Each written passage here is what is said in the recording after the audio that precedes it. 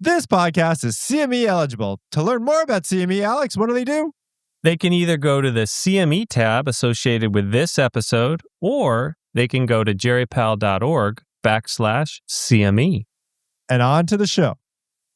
Welcome to the Geripal podcast. This is Eric Widera. This is Alex Smith.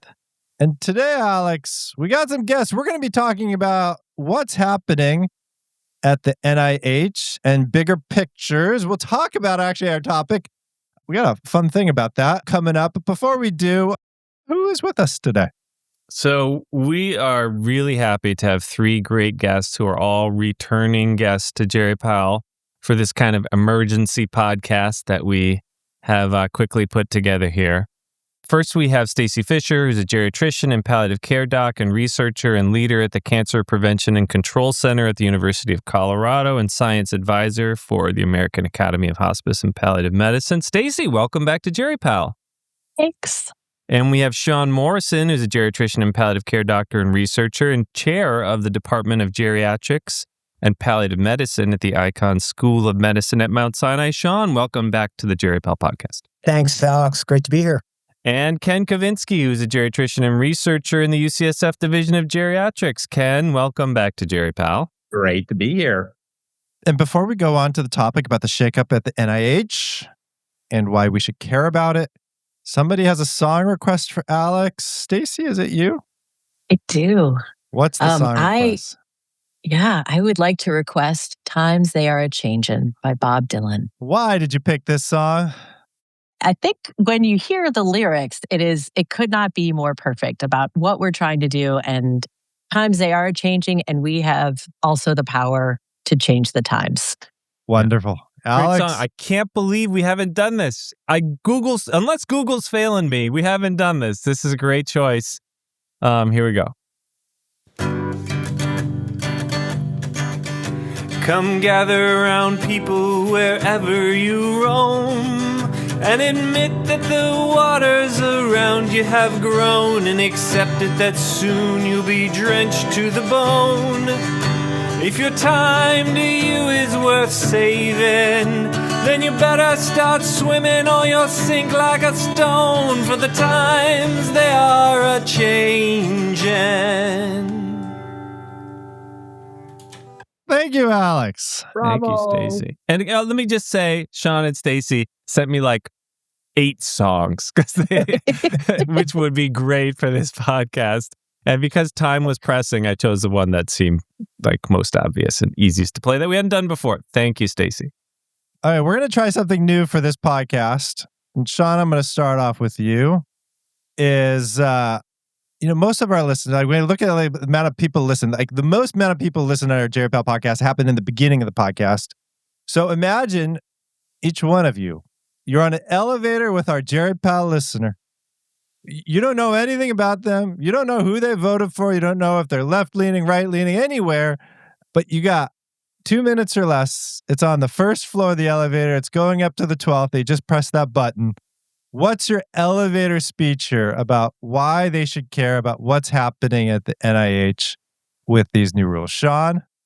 Well, first of all, Eric, I work at Mount Sinai, so getting to the 12th floor on the elevator takes about 5 minutes. So I want 5 minutes, not 3, if they're 2, if that is okay with you. And you remember that. I remember. I was at Sinai, so I'll give you 3.5. I'll give you 3.5. There you go. It's a Saturday, so it's a little quiet. It's a Saturday. So what's going on and why do we want to talk about it? I think what precipitated this podcast is the Office of Management and Budget proposing changes into how grants are both reviewed and funded at NIH.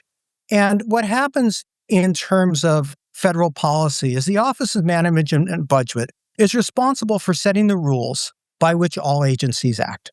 And they've set a new rule or proposed a new rule that has a number of serious implications for our field. Every day, I take care of older adults and people with serious illness, and I know that I need better data. I need more evidence to care for them. The work that I do in my clinical practice is limited by what I don't know. And the answer to those limitations is better research. And if we look at the major advances that have happened in geriatrics and palliative care, that has come through NIH funding. And if we are going to have our patients live longer, suffer less, and have a better quality of life, we have to have funding that supports our work. So what's happened? Well, the Office of Management and Budget, the federal government, the executive branch, has proposed a number of changes in how grants are funded. First of all, grants need to match the policy of the executive government. The second is that traditionally it's been the best science that's been put forward for funding, and that comes through review panels. Now that science is approved by a political appointee, or it is proposed that it would be approved by a political appointee. There are significant restrictions on the type of research that can be funded. Research focused on marginalized populations, disparities research, addressing inequities in healthcare, all do not fall under what will be covered and appropriate research. There will be prohibitions against international collaboration, which is critical for the work we do, for example, in dementia, collecting biobanks, developing new ways of caring for seriously ill people when you need large populations. And I think perhaps most scary to me is there will be prohibitions on going to conferences, talking about the data that you publish, and indeed what journals you can publish in. And from my perspective, there's three key issues that come about this. One is that, yes, we're going to lose a lot of evidence now from the grants that are going to be canceled, but we're going to lose the best and the brightest of our workforce who are coming in who want to make a career in geriatrics and palliative care and enhance the science. There's not going to be a stable career for them moving forward. The second is, if we're going to be judging science, I know I'm running out of time. I was just going to say, we're at the 10th floor, 12th floor is coming up. Luckily, all lights are on. If we are going to judge science through a political lens, we are going to miss studying things that are important to our patients and our families. Geriatric and palliative care at one time were fringe areas of research, fringe areas of healthcare. Because of NIH, they moved mainstream, and there's the risk that they will not align with priorities. And then finally, reasonable people can disagree about federal budgets. Reasonable people can disagree about research priorities. However, we should all believe that science is going to drive our field forward, and that driving our field forward depends on the best science we can do. And that's at risk right now. It's completely okay for our politicians to set broad research agendas. It's completely okay to set initiatives. And that will change by using power. What's not okay is deliberately saying you can study this problem, you can't study this problem, and by the way, we don't like those data, so we're going to ignore them. That's harmful to our patients and our family in the field. And I'm on the 15th floor. I know I'll shut up. Thank you, Sean. And just for our listeners, if Sean already convinced you, at the end of this podcast, in our show notes, if you would like to do something about it, we'll give you some options of what you can do. Stacy, this listener now is going down from 15 to 1 because they forgot their keys. Now you got 15 floors going down. What's your elevator speech? So I'm going to pick up where Sean left off and talk a little bit about another issue that is at risk, which is that they can cancel grants at any time. Now, I do research with seriously ill patients and their families. And I asked them, why are you participating in this research study? What does this mean to you? And they'll tell me it's really important for me to help other people who might be in my situation, who might be suffering the same kind of distress I'm suffering from. And by being part of a research study, they're giving back and part of a legacy, part of data that's being given. If a clinical trial is stopped midway because it no longer aligns with the institution's priorities, that gift of their information, of their time that may be precious and limited, is gone. It is wasted. It is, I think, really unethical and immoral to do that to people who have signed a consent as part of a clinical trial, expecting that their sacrifices and their gifts will not go to change practice or to help us understand something meaningful. And that to me is something that is also a very key issue to our patients and families. Great. And we'll take a deep dive into each one of these after we do our why we should care 2-minute elevator speech. Ken, I'm going to end with you, kind of new person. You're going up to the 10th floor with them. I only get the 10th floor. You only get 10th floor. It's got to be shorter. What is it? All right. Well, I think this is the way I think of it. The research enterprise, medical research is a public trust. It exists to help our patients live better, free them of the burdens of disease. And so medical research exists for the needs of the public, for the needs of patients and their families. So now what this is saying is that after a medical research project has been vetted based on its impact on patients and families, a politician should decide if the medical research suits the interests of the current politicians in power.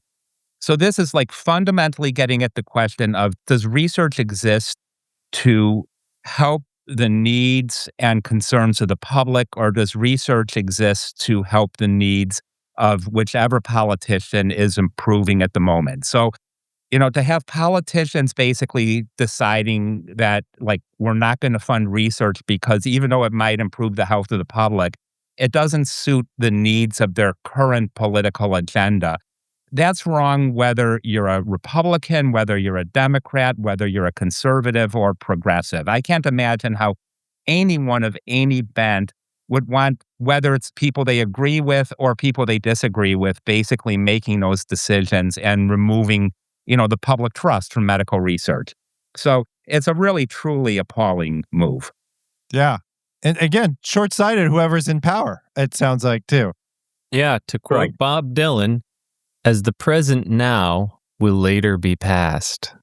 Right? Okay. Now, let's do a little round robin. Let's try another way to do this, is that maybe we can go around.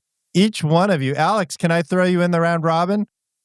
Sure. Sure? All right. Because I know nothing about this. So teach me, like, one aspect of this that you're most concerned about, why you're concerned about it. Then I'd love to, after you say what you're concerned about, like to hear others' opinions on it too. And we'll try to do this kind of as we go around, you break it apart. So, like, again, one thing. So let's try that. This time I'm going to put in my randomizer. It starts with Stacy. Stacy, you did a nice job of saying you say the same one thing, you can go a different one thing, and let's talk about it. I think if I had to pick one thing, it's that peer review just is no longer binding. I think that is the most important thing, that a political What does that appointee mean? No longer binding. that we, thinking about the research process. So as a researcher, you write a grant, you submit the grant, and then you have your peers read that grant and critique it, identify the strengths of that project, the weaknesses of that project. And then if that group of peer reviewers decide that this is going to make an impact on the lives of our patients and families, that this is going to make a significant contribution to science, that project gets a good, impactful score.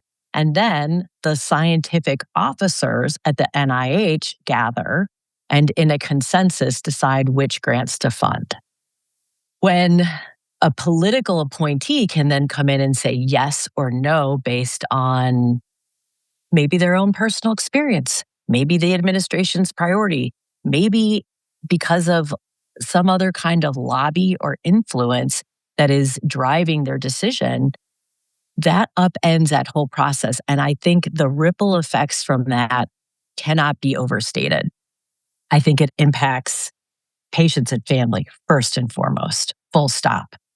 They're going to feel the pain now, and 10 years, 15, 20 years down the road, we're going to be a lot further behind than we were before. Yeah. In terms of research results and information that's driving practice. Well, let me ask you, Sean, was this an issue before? Like, I'm guessing with like cancer moonshots and focus on Alzheimer's disease, didn't the administration have some influence on what we funded? Absolutely, Eric. I mean, every administration sets broad priorities as to what is in the public interest. Yeah. Alzheimer's disease, and clearly in the public interest, both in terms of effective treatments, which we don't have, pharmacological treatments, caregiver support. Cancer, clearly in the public good. And I don't think any of us argue with setting broad priorities. What the problem is that when the individual research is then subject to a political decision. And let me give you an example about what might have happened. We all agree that infectious disease is a high priority issue for us. And back in the 1980s, there was a disease that was rampaging through primarily gay men and substance use disorders. And that was called AIDS. And the political groups, this was a group of people that were marginalized, were not seen as part of the mainstream, and yet were dying. And because NIH had the independence to say, we're going to fund hard science focused on this unpopular group of people, quote unquote, at that time, for a disease which is not affecting the majority, we developed treatments that have turned HIV from a universally fatal disease into a chronic illness, which is now what we're taking care of in geriatrics.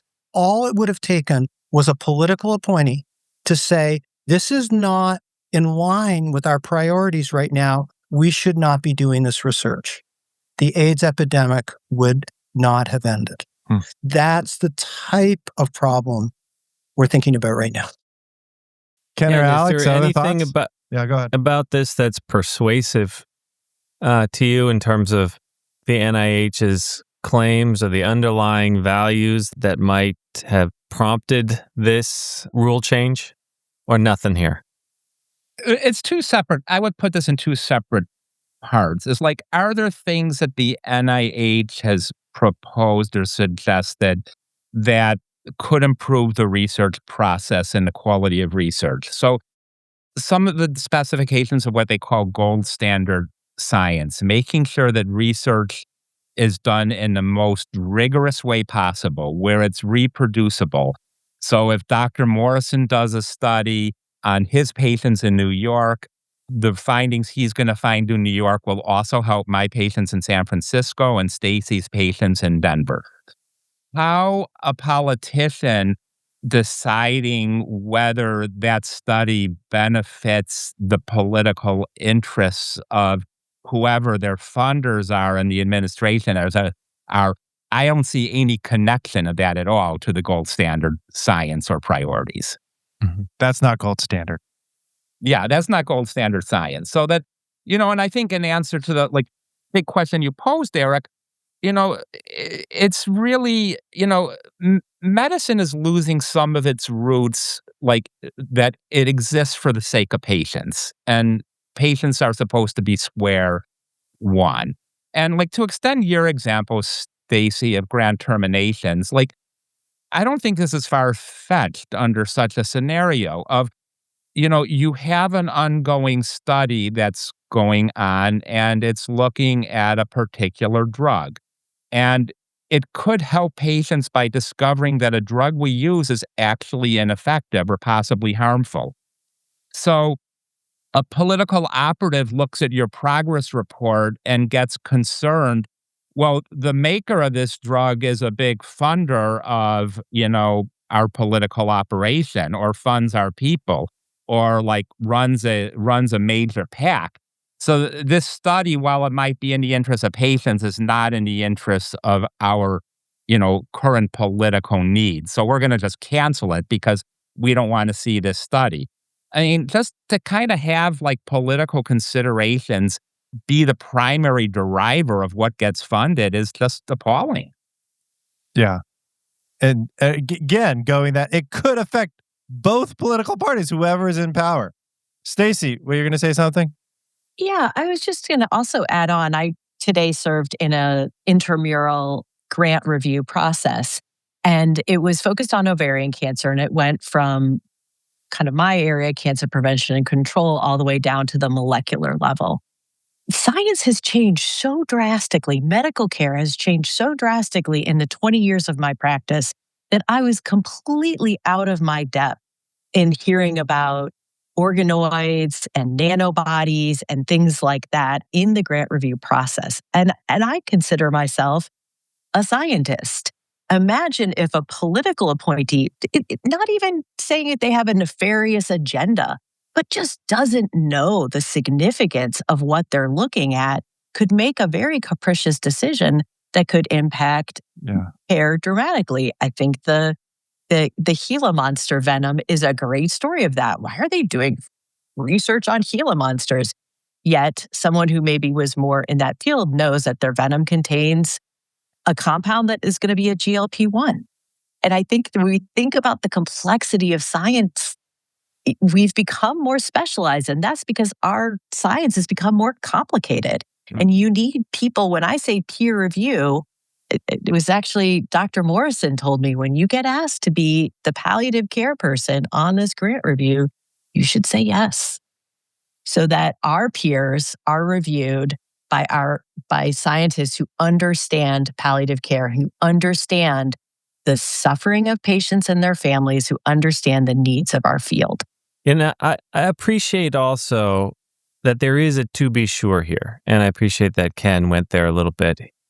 There are issues with NIH. I don't know, have any of you read the book Abundance by Ezra Klein and Derek Thompson? And they have a couple chapters that sort of address science and NIH. And they talk about how, it used to be that some higher proportion of investigators were funded before age 35, and now it's like 2%. It's like really low, right? And that, the technology behind the mRNA vaccine just kept getting denied at NIH because it wasn't enough data. It was too out there and avant-garde. And we're not supporting research that pushes on innovation. They also tell this great story of if somebody had said to, somebody wrote this up, it's from an article, but somebody had said, the king of Spain had said to Columbus, you don't have any preliminary data supporting that you'll be able to make it to the Americas. Why don't you just, sail from Spain to Portugal? The study section thinks that's highly likely to succeed because we have great preliminary data about it, So I think there is a to be sure here that there are problems at the NIH. The administrative burden on researchers is large, and we need to have greater connection between the taxpayer dollars and the innovation and advances. This is not the solution. This is draconian, ham-handed power grab. And we should be deeply concerned about it because, as has been done in other cases, there are sources of truth and kernels of there always discontent about some of these issues. And some ways in which some policies have been implemented were deeply unpopular. Think back to COVID. But that is not a reason to institute these sorts of changes. I would also add to that, Alex, and I've been criticized as one of my mentees said, you like to color outside the lines rather than inside the lines. And I would completely agree. There's a lot that needs to be fixed at NIH. And yet, there's a process for doing it, and that process has been working. We have the National Institute on Aging because people went through the right processes to make the case that aging deserved an institute of its own. We have palliative care funding because people made the case through science, through clinical examples, that palliative care needed to be a priority and needed to be funded. There have been changes in how grants have been reviewed. It's not perfect. We got a long way to go. But as you said, blowing up the system like this is not the answer. I've heard some of the other changes, I think limiting the number of grants you can be PI for. I mean, just going to Alex's question of, can we get more people? Is that a reasonable thing? The Office of Medical Management Office of Management and Budget is proposing? I think at the same time, they've also suggested it cutting down the training grants. Yeah. And so if you're going to have the number of training grants and then limit the number of grants that a PI can hold at the more later career level, what you're really doing is just getting rid of scientists. Yeah, you're thinning out all scientists. You're thinning out. And, Ken and I are two of the, culprits on this one because, we hold multiple grants. And yet the grants that we have in name only or that we have support 20 early career scientists on them. So it's not as if they're supporting us per se. They're building and creating a field. And so I think there's truth on both sides there, Eric. There's truth on both sides. Yeah. Well, and I actually will throw them a bone here because I think there is something to the concept of there is a concentration of wealth, let's say, and NIH funding. And I do think it's possible for senior investigators to reach a point where they get more and more funding and they're reaching a point of diminishing returns where it might be better to give a project to somebody younger than them who can devote full time to it. Now, I would sort of say some of the proposals I've seen, for the reasons Sean said, they're too simplistic because the simple counts are actually not very effective ways of dealing with this. You can have grants that actually, you're the PI of, but the resources are actually not going to you. The resources are to other people. And you can have grants where actually you do glom all the resources. So I think the concept of spreading the wealth and being aware of possibilities where one person can have so much going on that they're becoming less effective, it's a fair concern. And I think there are ways to address it. Probably not quite the way that it's being addressed in this proposal. But yes, I will throw that. Yes, there is some sense behind those ideas. Well, let me ask you this, Ken. Of the proposed revisions that we haven't talked about the peer review part, the limits on grants, what concerns you the most about the proposed revisions by the OMB? I think it's what it's what we've already discussed. I think changing the grant process where the fundamental metric is not what's going to have the most impact on the public, but what's of the most benefit for political interests is deeply concerning. So I think, as all of you said, our elected leaders certainly should be able to set priorities about what's important and the big areas that are important. But I think, yes, I thought, Stacy, I forgot that GOP ones come from Gila monsters. And when I watch National Geographic, I will never think about that horrible mean Gila monster the same way again. Because it's so yes, it's an example of somebody who doesn't know what they're doing or doesn't understand science is why are we studying these weird monsters? You could easily have seen this research not happening. Alex, what concerns you most about the proposed revisions? I think the point of this is to come up with another thing, something that's already been mentioned. Yeah, because I'm deeply concerned most about the removal of peer review and political appointees making decisions. But another thing we haven't talked about as much are this sort of ban on DEI and gender research, and this is a huge issue. And I guess the to be sure is here. So I've been a proponent of affirmative action my whole life, and I was very happy with the DEI policies. And I recognize that there were a lot of people who weren't happy with the way that DEI initiatives were instituted at institutions as policy at NIH and elsewhere. And this is not the solution. The complete ban is a terrible idea. Yes, sure, some things could have been done differently and probably should be done differently. But complete ban on research just erases and silences whole areas and whole populations. Failure to recognize that structural racism is an incredibly important driver of current, past, and future health inequality is just terrible science, right? We need to be able to do that. not recognizing that people may identify other than as a man or a woman, or they may identify as transgender. Please see our prior podcasts about this. That erases a whole group of people from scientific research. And that erasure should be deeply concerning to everybody, right?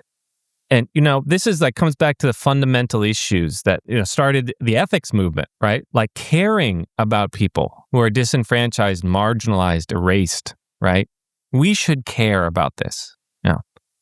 I agree with you, Alex. And I think one of the things that's happened is kind of DEI has been thrown out as a buzzword. And, I think as somebody who also has supported affirmative action, I also think that reasonable people could differ about the solutions to the impacts of discrimination and whether granting a preference to somebody who comes from a group that's underrepresented is the proper solution. I think people can debate that, and the elected officials do have a role in setting policy on that. The problem is that narrow issue has been blown up to be an attack on anything people don't like or acknowledging facts of public health that are abundantly evidence-based because they're just inconvenient truth. The example, like the fact of structural racism and that structures that have been in place in the past can impact what's going on today. That's so, how could that not be true? And, so the attack on DEI has often been used as an excuse for that fact. The fact that social determinants of health and social determinants affect health is fact-based in medical research for about 200 years.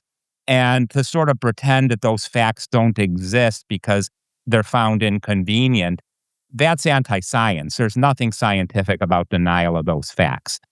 And that has nothing to do with DEI. That's basically acknowledging scientific truth. Well, I want to be mindful we have some time for what to do, but before we do what to do, maybe we can do a couple more of things that you're concerned about that we haven't yet really addressed or really addressed fully. Sean, anything else coming to your mind? Yeah. The ban or the effective ban on international collaboration and the inability to fund partners in other countries. So much of the advances that we've seen in palliative care, for example, have come from work from Europe, who are doing this type of work and focusing on it long before we were. And if we didn't have the opportunity to be able to collaborate with those colleagues, take their models and see if they worked in the United States, for example, our field would be so far behind, and we wouldn't have the needed resources and the needed treatments to take care of our sickest patients. We have international biobanks on Alzheimer's disease that provide far more information to us than we could ever get just collecting in the United States. And if we're going to have an effective treatment for AD, we need those biobanks. And we need to be able to partner with our colleagues throughout the world. And again, I just see how this is penny wise and pound foolish. Yes, we can argue that U.S. tax dollars should be supporting U.S. science. I get that. On the other hand, we also need to recognize that collaborating with international scientists brings us data and brings us results that will directly affect our patients. And we just can't get rid of that. Yes, we have to be careful about who our partners are. And to give a stark, current example, Sean, if we don't want Ebola to come to the shores of our country, it is sure as hell a good idea to collaborate with scientists in the regions where this virus currently exists. If, say, for example, some virus emerges on a cruise ship, near South America, we probably want to collaborate with the scientists in South America to make sure it doesn't come to North America. So, Stacy, any other concerns that you have that we haven't yet fully talked about? I think the one thing we haven't mentioned is around the journal publication fees. And I think it's worth saying because through journals, this is the way we communicate with our field. This is the way that we as researchers, scientists can share these results with our community of clinicians. Not everyone can go to a in-person meeting. I think this is probably how you and Alex find out about what topics are on our mind. Let's read the journals. And recently, the NIH has stipulated that these journal articles need to be open access to the public without pay, not behind a paywall immediately. And we can argue there's good reason to say that that these kind of results that the taxpayers have put in should be available to everyone. In this most recent OMB proposal, they've also said, well, your grant can't pay for it. So the journals are saying, if you want us to make it open access immediately, you have to pay. And the NIH is saying, well, you can't use a grant to pay for it. So that leaves a real problem. And it's a conundrum for, I think, established scientists. It's a gag for this early does career feel scientists. like a conundrum because it's like everything that we've talked about, like Alex was talking about in the beginning, is that, like some of this, like to publish an article in Nature, I just looked it up, $12,800, full gold access, get it published right away. $13,000 to publish an article in Nature. You have most open, I think average is $4,000 per publication. Like it's not small sums. There needs to be tweaks and changes and thinking about it, but like this all-out ban instead of other potential ideas feels like you are taking something to something. I'm forgetting what the analogy is, if anybody can help me. Throwing the baby out with the bathwater? Yeah, thank you for that. Yeah, Sean loves that phrase. Baby bathwater. I don't know. Sean, Ken, what do you think about that publication thing? Let's make it really straightforward. In order for me to come on Jerry Pal and talk about my research, I would need to get approval from a political appointee at NIH because I'm talking about research that NIH funded. Yeah. I'm doing it during the business hours, which NIH is supporting. I can't come on your show if this goes through without seeking permission. So it's almost like censorship. You wouldn't be able to talk about the things that taxpayers are funding you to do. Correct, Eric. Absolutely correct. It's not really almost like censorship. It is de facto censorship.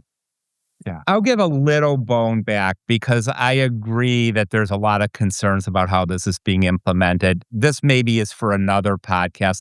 I will also say that the concept that the taxpayers will send a check for $12,000 to Nature, I find like an outrage. So that there is a legitimate issue that needs to be dealt with here because research does cost money to publish, and the journals are not voluntary enterprises, and there's some very concerning stuff going on about publishing houses ripping off the public and the scientific community. So that there are complex issues to be dealt with here, but they need to be dealt with seriously and not just like with random sledgehammers. Mm-hmm. Yeah. And I feel most for the junior researchers who are most caught up in this because they're the least likely to have alternative resources to pay publishing fees in order to get their articles published immediately and comply with NIH policy. So I feel like they're getting caught in this battle between the federal government and the publishers, and that's just terrible. Yeah.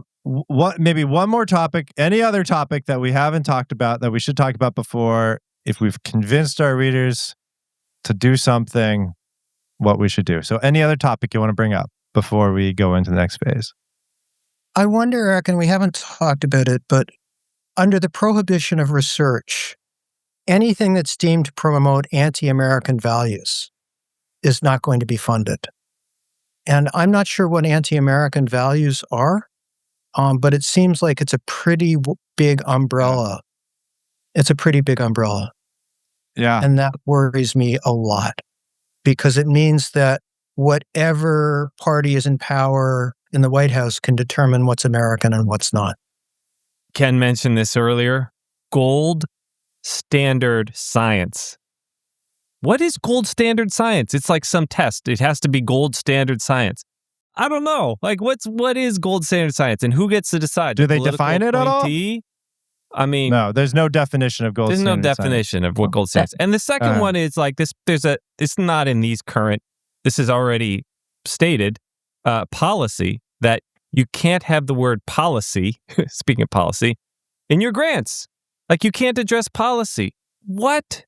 Like that is the major lever behind which health services research have to make change, right? Is by studying policy, studying health policy. And we know what works then and what doesn't.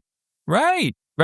So how, Ken. Alex, can I give you 1 ounce of pushback? Yeah, please. Because again, in all of these things, there's often there's often a reasonable value in it. So I have some sympathy to the point of view that I, as a researcher, should not be using my research dollars to actually lobby for a policy.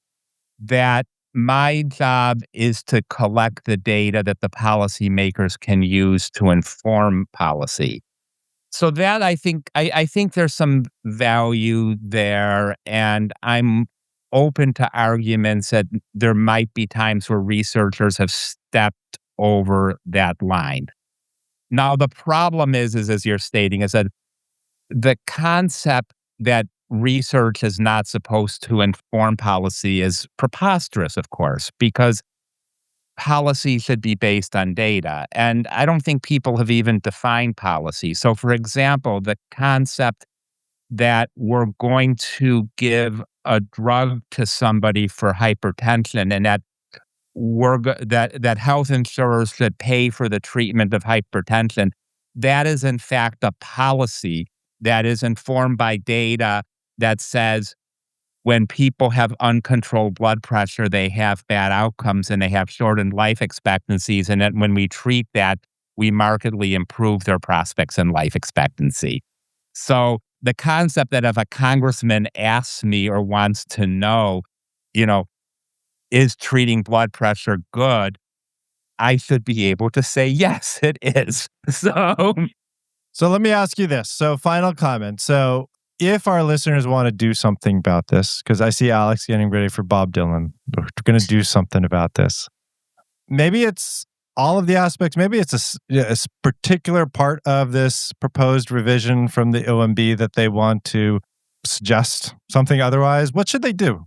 Stacy, I'll start off with you.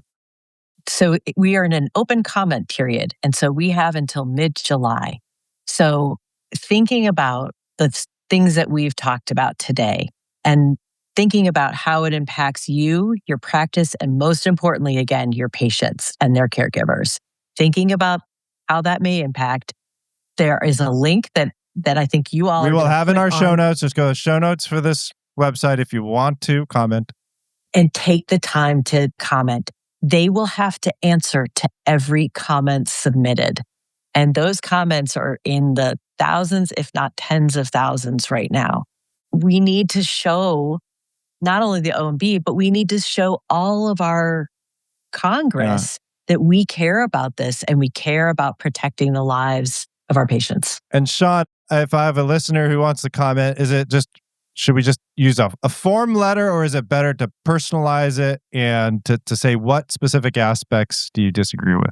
It's really important to personalize it. Talk about the patients you care for. Talk about how science has helped you care for them and make it personal. Tell them why it affects you and how it's going to affect your patients. Great.